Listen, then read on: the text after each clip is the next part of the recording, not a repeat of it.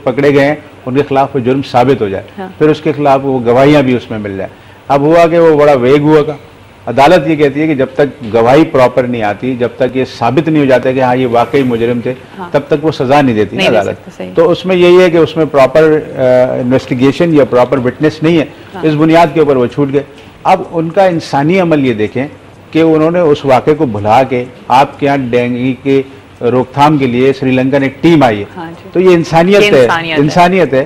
तालीम वहाँ 99% रेशियो है तालीम का, जी हाँ। वहाँ आपके यहाँ 10% 12% पे आप खड़े हैं, वहाँ पे तालीम ज़्यादा है, तो उस चीज़ को उनका खुला दिल है, खुला जहन है, और जी अपने अपने ज़र्फ की बात है। और वो देखें उस बुनियाद पर वो पाकिस्तान आए और वो काम कर रहे हैं, और भी काम। आपको पता है सबसे ज़्यादा आंखें जो आती हैं डोनेशन में कहाँ से आती हैं? श्रीलंका से आती हैं। जी हाँ। श्रीलंका वाले लोग इतना काम करें, हालांकि उन्होंने भी एक तवील अरसा एक जंग लड़ी है तामिल्स के साथ, और जो अब खत्म हुई है। आप अगर वहाँ जाएं तो मतलब वो लोग जो आपको मिलते हैं, रिक्शा ड्राइवर भी, मैं जा चुकी हूँ श्रीलंका, जा चुकी हूँ, तालीम कितनी है आप बिल्कुल, और हर एक इंग्लिश में आपसे बात कर रहा है। खैर तालीम का मयार इंग्लिश बोलना नहीं है, लेकिन और सबसे बड़ी बात आपसे इतने अच्छे तरीके से मिलेंगे कि आपको अंदाजा नहीं होगा, लाइक वो इतना प्यार आपको देंगे। मसला यही है हमारे इस माशरे के अंदर, तालीम का मयार ही अंग्रेजी बोलना है जी। हमारे यहाँ ये है कि आप नौकरी के लिए जाए, अंग्रेजी अच्छी है तो नौकरी मिलेगी। जी हाँ, ठीक है ना। आपको मतलब माशरे में कहीं एक क्लास है जहाँ पर आप जाएं, तालीम याफ्ता जब भी साबित होते हैं कि जब आप फ्लुएंटली अंग्रेजी बोल रहे होते हैं, जब भी वो समझते हैं कि आप पढ़े लिखे हैं। हाँ अपनी जबान में अगर आप ज्यादा गुफ्तगू करें तो वो क्या कहते हैं, आपको वो इतना एंटरटेन नहीं करेंगे, लोग मानेंगे नहीं आपको। अब ये FM चैनल्स पे या बहुत सारे चैनल्स आपके चल रहे हैं, आप ये देखें उन्होंने ना अंग्रेजी रखी है ना उर्दू, वो ज्यादातर अंग्रेजी में प्रोग्राम कर रहे हैं। किसके लिए कर रहे हैं? हालांकि आपका तालीम का रेशियो यहाँ पर जो है इतना कम है, उसके बावजूद सारे प्रोग्राम अंग्रेजी में हो रहे हैं, अंग्रेजी बोल रहे हैं। किसको सुना रहे हैं? बहुत थोड़े लोगों को सुना रहे हैं ना। हाँ। वही काम अगर सलीस उर्दू में और आसानी से करेंगे तो ज्यादा लोगों को पता चलेगा। हाँ, अब ये भाई हमारे बैठे हैं, अभी इन्होंने उर्दू में गाना सुनाया, हम सबको समझ में आया। ये अगर अंग्रेजी में गाना सुनाएंगे तो मेरे ख्याल आधे लोग समझ पाएंगे, हो सकता है कि 2-4 ही लोग समझ पाए, बाकी लोग नहीं। हाँ, उसकी बीट पर आप थिरक जरूर लेंगे, मगर ये कि उसके बाद उसको समझ नहीं पाएंगे। तो इसी तरह जो गुफ्तगू आप कर रहे हैं, जो आप मेन चीज हो रही है आपका, वो मीडियम जो है आपका बात करने का, वो ऐसा होना चाहिए कि जनरल पब्लिक को समझ में आए। अब हमारे यहाँ सूरत हाल ये हो रही है कि टेलीविजन पे भी तकरीरें जो हो रही हैं जनरल पब्लिक के लिए, वो अंग्रेजी में हो रही है। आपकी तालीमी पॉलिसी जो है वो अंग्रेजी में है, आपका तालीम का रेशियो जो है वो इतना कम है, और आपकी तालीमी पॉलिसी अंग्रेजी में बनी हुई है। आप जब माशरे में चलते हैं तो तजाद बहुत ज्यादा है ना। जी हाँ, तो वो जब आप तो आप ये मुनाफिकाना रवैया तो खत्म करें, अपनी लैंग्वेज से तो प्यार करें। आप चीन में चले जाएं, चीन के अंदर जो उन्होंने तालीम को आम किया है, उन्होंने जितनी दुनिया भर की किताबें थी सब चीनी जुबान में ट्रांसलेट कर दी, और उसके बाद उनसे ही वो इल्म हासिल किया। किताबें कोई और नहीं लाए, वो उन्होंने उन किताबों को ट्रांसलेट अपनी जुबान में करके और अपनी कौम को तालीम देना शुरू कर दी। अब उसके बावजूद उन्होंने अंग्रेजी को एज अ लैंग्वेज अलहदा सब्जेक्ट रखा, उसको पढ़ाना शुरू कर दिया। लेकिन फिर भी अभी भी वो लोग ज्यादातर अपनी चाइनीज लैंग्वेज में ही ज्यादा बात कर रहे हैं। आज आप देख ले माशरे के अंदर जितने भी माँ बाप हैं वो चाहते हैं उनका बच्चा अंग्रेजी मीडियम में पढ़े, चाहे वो गरीब हो या अमीर हो। अब वो हर एक ने अपने स्कूल के साथ लगाया हुआ अंग्रेजी मीडियम। हालांकि वो बच्चियां बेचारी जो पढ़ा रही हैं उनको खुद अंग्रेजी नहीं आती, या जो मर्द पढ़ा रहे हैं वहाँ पे उनको खुद अंग्रेजी, मगर अंग्रेजी मीडियम में हमारा एक कॉम्प्लेक्स है अंदर से। हम ये चाहते हैं कि हमारा बच्चा फ्लुएंट अंग्रेजी बोल रहा हो, फ्लुएंट हर चीज को उसको समझ में नहीं आ रही, yes go me to know, वो हर माँ बाप की कोशिश ये होती है कि मैं कुछ ना कुछ उसके साथ अंग्रेजी बोलूं। अच्छा, एक कॉलर भी है, कॉलर को ले लेते हैं। अस्सलाम वालेकुम।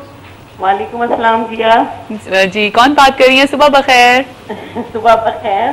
कौन बात कर रही है? सारा बोल रही हूँ गुलशन से। सारा जी, आपका प्रोग्राम बहुत अच्छा है, बहुत थैंक यू सो मच सारा। प्रोग्राम है और लॉयर बैठे हैं, बहुत अच्छा, हमें जो पूछना होता है हम पूछ लेते हैं। हाँ, और ये कि आप बस प्लीज आज तरह मुझे ये लगा कि आप गाना थोड़ा बाद में दे दिया करें। हाँ बिल्कुल, नहीं एक्चुअली हम फ्राइडे वाले दिन गाने को रखेंगे ही नहीं, ये आज सिर्फ हमने आपको अदनान सूरी को मैं आपको इंट्रोड्यूस करवाना था कि हमारे टीम मेंबर हैं, वरना तो आप लोगों ने हमेशा देखा होगा कि हमारे यहाँ नात होती है और हम जुम्मे को बिल्कुल जुम्मे के दिन के हवाले से लेके चलते हैं, लेकिन आज जस्ट आपको इंट्रोडक्शन देना था, अदनान से मिलवाना था आप लोगों को, इसलिए हमने गाना भी वो चूज किया कि कोई उसमें इस तरह की जुमलेबाजी ना हो, एक मैसेज हो।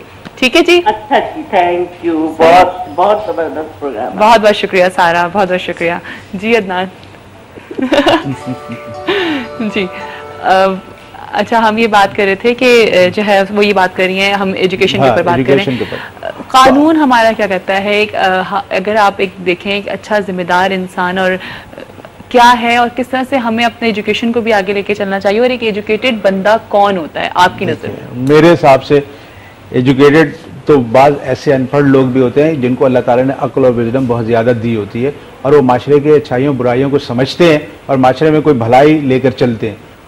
उसकी तालीम उस ज़्यादा पढ़े लिखे से और ज़्यादा अच्छी है जो पढ़ लिख कर भी माशरे को कोई फ़ायदा न पहुंचा सके। देखिए, मैं पढ़ लिख लिया और मेरे से मेरे पड़ोसी को फ़ायदा नहीं है, मेरे इर्द गिर्द के लोगों को फ़ायदा नहीं है, इस माशरे को फ़ायदा नहीं है और सिर्फ मैं दौलत कमाने के लिए अपने प्रोफेशन को यूज़ कर रहा हूँ, तो नेचुरली वो सिर्फ मैं सेल्फिश हो जाऊँगा ना। हाँ। मतलब इसका मतलब मैं सिर्फ अपनी भलाई चाहता हूँ।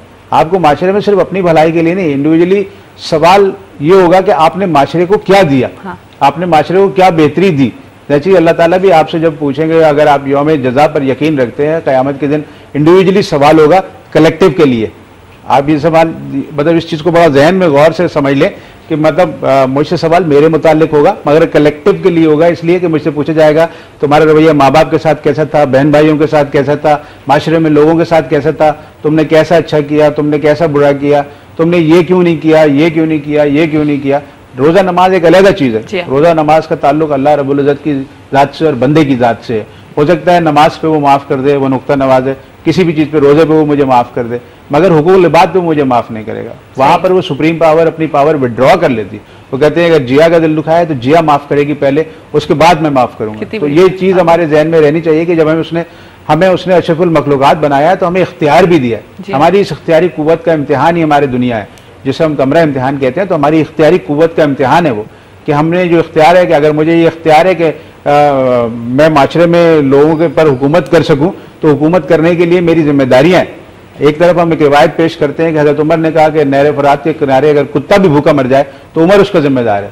तो हुक्मरानों के लिए ये बात बड़ी अलार्मिंग है कि अगर इस मुल्क के अंदर कुछ लोग भूखे सो रहे हैं और भूख की वजह से खुदकशी कर लें तो उसकी जिम्मेदारी हुक्मरानों पर है, उनकी गर्दनों पर वो कत्ल जाता है, उसका जवाब दे अल्लाह के आगे उनको होना है। तो आज ये सोचना ये है कि माशरे को वो बेहतर क्या दे रहे हैं, मैं बेहतर क्या दे रहा हूँ। मैं ये नहीं सोचूं कि जरदारी साहब क्या दे रहे हैं या नवाज शरीफ साहब क्या दे रहे हैं, क्या दे, मैं अपने माशरे को क्या दे रहा हूँ। मैं लॉयर हूँ, मैं कितनी लोगों की हेल्प कर रहा हूँ, मैं लोगों में कितना मैसेज अवेयरनेस, मतलब अवेयरनेस कितनी क्रिएट कर रहा हूँ, मैं लोगों को तालीम की अहमियत कैसे बता रहा हूँ, कानून की अहमियत कैसे बता रहा हूँ। जो मेरी जिम्मेदारी, मेरा अपना कंट्रीब्यूशन है, वो कंट्रीब्यूशन मैंने माशरे की तरफ करना है। मैं अगर वो कंट्रीब्यूट नहीं कर रहा हूँ तो I will be questioned at the day of judgement कि तुमने ये काम क्यों नहीं किया। तो उस वक्त मेरे पास कोई जवाब नहीं है। आपको इस लेवल पे लाया गया तो आपको अपनी जिम्मेदारियां बिल्कुल, अगर आपने देखें, मैं I am a blessed person, मतलब मैं एक अच्छा वकील हूँ, अच्छी जगह पर रह रहा हूँ, अच्छी अल्लाह ताला ने तमाम फैसिलिटीज मुझे दी हैं, तो मुझे अपने को आपको कंपेयर करना है नीचे से। I am better than trillions billions, मतलब लोगों से मैं बेहतर हूँ और मुझे अल्लाह का शुक्रगुजार बंदा बनकर और अपनी सलाहियतों का इन्फाक करना चाहिए। देखो, सलाहियतों का इन्फाक जो है वही सबसे बड़ी चीज़ है कि आपसे अल्लाह ताला माल का इन्फाक, सलाहियतों का इन्फाक और आपके रवैये का इन्फाक मांग रहा है। वो कहता है जो लोग इन्फाक करते हैं, इन्फाक करने का मतलब होता है बांटते हैं, देते हैं, शेयर करते हैं।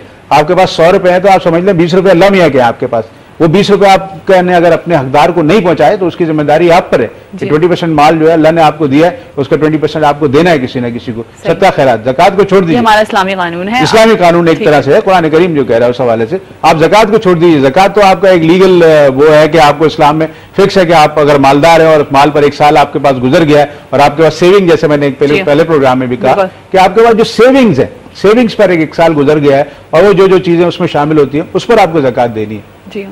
मगर आपको सदकात खैरात के लिए वैसे 26 और 27 आयतें अल्लाह ताला ने कुरान करीम में दी हैं कि सदका और खैरात आपको देना है। ज़ुल कुर्बा वल यतामा वल मसकीन व इब्न सबील, मतलब पूरी एक लिस्ट दे दी किस किस को देना है आपको। तो अगर हम सिस्टम को समझते हुए उस कानून को अपने ऊपर इंप्लीमेंट करें, अपनी जिम्मेदारी को समझें कि मेरे पास जो माल है तो सबसे पहले मैं अपने ज़ुल कुर्बा पे खर्च करूँ। अब मुझे ये देखना है कि जो मेरे माँ बाप हैं वो उनका मैं कफील हूँ, बीवी बच्चों का मैं कफील हूँ, उनको सदका खैरात नहीं दूंगा, एक जिम्मेदार इंसान की वो मेरी जिम्मेदारी है। ठीक है। अब मेरा भाई है, मेरे साथ नहीं रहता, कहीं और रहता है, उसके पास किराए का मकान है, 4 बच्चे हैं, उसके पास उसकी एजुकेशन है, उसका खर्चा है, उसकी 10,000 या 20,000 भी सैलरी है। आज के दौर में ये देखूं कि जब मैं 1 लाख रुपए कमा रहा हूं, मेरा गुजारा नहीं हो रहा, तो उस 10,000 15,000 वाले कैसे गुजारा होगा। तो अब मेरे पे जिम्मेदारी ये है कि I should share with them, चाहे मैं उसको 10,000 रुपए दूं, 20,000 रुपए दूं, महीने में उसको खामोशी से एक लिफाफा बना के दे दूं कि भाई ये तुम्हारा है, क्योंकि मुझे अल्लाह ताला ने दिया। मैं जस्ट अ पोस्ट ऑफिस, मतलब मैं किसी को नहीं देता हूँ, अल्लाह मुझे देगा तो मैं आगे उसको दूंगा ना। देखिए, मैं और आप क्या है, एक जरिया है, we are just like a post office या कोरियर कंपनी। आप और मैं कभी ये ना सोचें कि हम किसी को दे सकते हैं, देता अल्लाह है सबको, मगर वो एक जरिया बना के देता है। जिया के आज मैं अगर होस्ट हूँ तो मेरी जिम्मेदारी है कि मैं अच्छे गेस्ट बिल्कुल ताकि लोग सीख बिल्कुल सकें। बिल्कुल ये आपकी पक्की जिम्मेदारी है कि आप माशरे में क्या मैसेज दे रही हैं। हाँ। अगर आप सही मैसेज दे रही हैं माशरे में और माशरे को कुछ फायदा पहुंच रहा है तो यकीनन आप एक बेहतर काम कर रही हैं। और अगर खाली आप हल्ला गुल्ला ही कर रही हैं और कुछ नहीं कर रही हैं और उससे माशरे में बुराई बिगाड़ पैदा हो रहा है तो naturally you will be questioned at the day of judgement. तो आपको इन चीजों को लेके चलना है कि तमाम चीजों को माशरे का जो मैसेज आपका जा रहा है वो बेहतरीन होना चाहिए, उससे कुछ लोग सीख के उठे। उससे चाहे हो सकता है एक आदमी सीखे, दो आदमी सीखे, डिफरेंस। आपने एक आदमी को तो मैसेज पहुंचा दिया ना, जैसे अल्लाह ताला ने अपने रसूल से कहा तुम्हारा काम मेरा मैसेज पहुंचा देना है, तुम अपनी जान मत जलाओ, तुम अपने आप को उदास मत करो, तुम परेशान नहीं हो, बाकी मैं इनसे निपटूंगा। तो इसी तरह आप लोगों का काम है मैसेज देना। उनकी जात को तो हम मतलब नेचुरली हमारे पास वो ना सोच है ना वो हमारे पास दिल है कि हम उसका क्या कहते हैं कहीं से मुवाजना कर सकें। वो तो वाहिद थे और वो वाहिद ही हैं हमेशा से और हमेशा रहेंगे कि जारी बात है। अल्लाह के रसूल जो आए वो आखिरी आए और उनका कोई मुकाबला दुनिया में किसी से नहीं है नेचुरली। और अल्लाह की जात को भी हम इवैल्यूएट जब करने बैठते हैं तो अल्लाह के मकाम को हम समझें, रसूल के मकाम को हम समझें, किताब के मकाम को हम समझें। इन चीज़ों के मकामात को समझते हुए हमें ये देखना है कि हमारा अपना इम्तिहान क्या है। हमारा इम्तिहान अपना ये है कि हमें रोज़ महशर जो जवाब देना है एज ए इंडिविजुअल। तो हम जब कमरे इम्तिहान में आए तो हमारे पास पेपर भी है, पेंसिल भी है, और हमारे पास इख्तियार भी है। हम किस पर टिक करते हैं? जैसे भी आपने सवाल पूछा कि जी कौन सा सवाल है, तो अब ये जवाब देने वाले पर डिपेंड करता है कि उसको सही पता है या नहीं पता। और हमें तो सही पता है। हाँ। देखिए तालीम याफ्ता लोगों की जिम्मेदारी की आप बात कर रहे हैं, जिम्मेदार लोग हैं, उन्हें ये पता है क्या गलत है क्या सही है। और अगर मुझे ये पता है कि ये गलत है फिर भी मैं वो कर रहा हूँ तो मैं तो डबल गुनाहगार हो गया। डबल गुनाहगार। लेकिन मैं आपसे ये चीज पूछना चाह रही थी इन शॉर्ट जल्दी से बताएं कि एक एजुकेटेड बंदे का क्या मयार होता है। अगर हमें कानून उसकी उसमें भी देखें या इस्लामी कानून में भी, इस्लाम से भी हम देखें कि एक पढ़ा लिखा इंसान जो होता है ना, जो हम देखते हैं कि बहुत पढ़े लिखे लोग होते हैं लेकिन छोटी छोटी बातों को अपने जहनों में रखते हैं, छोटी छोटी बातों पे बहस करना, परेशान करना। अगर हम ट्रैफिक के लॉज पे भी बात करें, बहुत सारी चीज़ों पे बात करें तो हम बहुत एजुकेटेड लोगों को भी देखेंगे, PhDs हैं, डॉक्टर्स हैं, लेकिन वो कहीं ना कहीं आकर के जी अपनी बताते हैं, प्रॉब्लम्स दिखा देते हैं। तो किस तरह का होना चाहिए उसको? अभी इसी पर डिस्कस। देखें मुझे कॉल आ गई है, पहले एक कॉल ले लेते हैं फिर आगे बात। इतनी सारी बातें होती हैं। अस्सलाम वालेकुम। वालेकुम अस्सलाम। मैं मुसरत बात कर रही हूँ इस्लामाबाद से। जी मुसरत, कैसी हैं? सुबह बखैर। जी थैंक यू। बहुत अच्छा आपका प्रोग्राम, फर्स्ट टाइम मैंने देखा है, मुझे बहुत अच्छा लगा है। Thank you. और नंबर भी मैंने नीचे लिखा हुआ देखा है। तो मेरा एक्चुअली पार्लर है, तो ये रोशन साहब भी बहुत अच्छा हमें गाइड कर रहे हैं। मैं चाहती हूँ कि जैसा मेरा काम है पार्लर के हवाले से मैंने घर में स्टार्ट किया है, मगर मुझे वो प्लेटफॉर्म नहीं मिला ताकि मैं बाहर कुछ कर सकूं या अपने एक किस्म की हस्बैंड की मैं हेल्प कर सकूं। सही। तो इस हिसाब से मैं आपसे भी पूछना चाह रही हूँ मुझे क्या करना चाहिए, और रोशन साहब भी मुझे थोड़ा सा गाइड करें। बहुत माशाल्लाह अच्छे तरीके से वो गाइड कर रहे हैं और आज के दौर में ऐसे लोग बहुत कम है। बहुत कम तो प्रोग्राम के बाद इनको दुआएं ही करूंगी इंशाल्लाह। बहुत बहुत शुक्रिया, बहुत बहुत शुक्रिया मुसरत आपका। जी तो मैं चाहती हूँ अगर आप यही प्रोग्राम में इंशाल्लाह काम मेरा पसंद आएगा, अगर कोई भी ब्यूटिशियन के हवाले से हो, ठीक है, मुझे एक प्लेटफॉर्म चाहिए जहाँ मैं करना चाहूँ। लेकिन आप इस्लामाबाद में रहती हैं ना मुसरत? जी जी, तो इस्लामाबाद में कुछ नहीं ऐसा हो सकता? अच्छा चलिए देखें, अगर हम कुछ कर सके तो जरूर। ठीक है जी जी, thank you Musarrat, thank you so much. जी आप थोड़ा सा उनको गाइडलाइन दे दीजिए कि वो किस तरह से अपनी चीजों को लेकिन ये उनकी बहुत अच्छी बात रही। मुझे जो अच्छा लगा कि उन्होंने कहा कि मैं अपने हस्बैंड के साथ उनको शेयर करना चाह रही हूँ। जी सही है। एक्चुअली देखिए आज के दौर में इनकम का लेवल अगर कहीं कम है, बीवी कुछ शेयर कर रही है और वो बेचारी घर से ही अपने करना चाह रही है, घर से ही काम करना चाह रही है, तो उनके लिए छोटी सी है कि आजकल मार्केटिंग का दौर है, जो भी है आप भी छोटे छोटे लीफलेट या पम्फलेट छपवा के जो पूरे इस्लामाबाद में अखबार डाले जाते हैं वो हाकर्स को दे दें कि उन अखबार में वो लीफलेट या पम्फलेट डाल के लोगों में डिस्ट्रीब्यूट कर दे। वो बड़ी चीप पब्लिसिटी है, सबसे सस्ती पब्लिसिटी यही है आपकी कि आप वो तमाम के तमाम अपने एड्रेस के साथ, हर घर में अखबार जाता है अंग्रेजी या उर्दू का, वो वहाँ पहुँचवा दें। उससे हो सकता है आपको काफ़ी फ़र्क पड़ेगा। हाँ नहीं यकीनन, क्या जाहिर बात है। और वहाँ जहाँ पे भी आपका क्या कहते हैं इलाका है, वहाँ ख़वातीन का कोई दर्स होता होगा या लोग औरतें कहीं जाती होंगी, मिलती होंगी, ऐसी जगहों पर जाएं, लोगों से मुलाकात करें, ख़वातीन से मुलाकात करें, उनसे कुछ अपनी बारे में बताएं, तो हो सकता है कि वो जो पर्दादार ख़वातीन हैं आपके घर पर ही आ जाएं और घर पे उनको जो उन्होंने करना है और नहीं करना है वो उस हिसाब से वो आके आपसे राह चलते लोगों से तो नहीं मिल सकते, कहीं ऐसी जगह पर होता है आदमी के किसी इज्तिमा में किसी जगह पे लोगों से मिल सकता है। तो अपनी चीप पब्लिसिटी मतलब सस्ती पब्लिसिटी के मतलब से मुराद मेरी ये है कि जिसमें कॉस्ट कम लगती है, कम कॉस्ट के हिसाब से वो लीफलेट वाला जो आइडिया है वो बेहतरीन है, वो बेस्ट है। मैं जो आपसे बात कर रहा था वो ये थी कि आप अपनी जिम्मेदारी की जो बात करें ना, कि आप अपनी जिम्मेदारी को समझने वाले, अब देखो इन्होंने अपनी जिम्मेदारी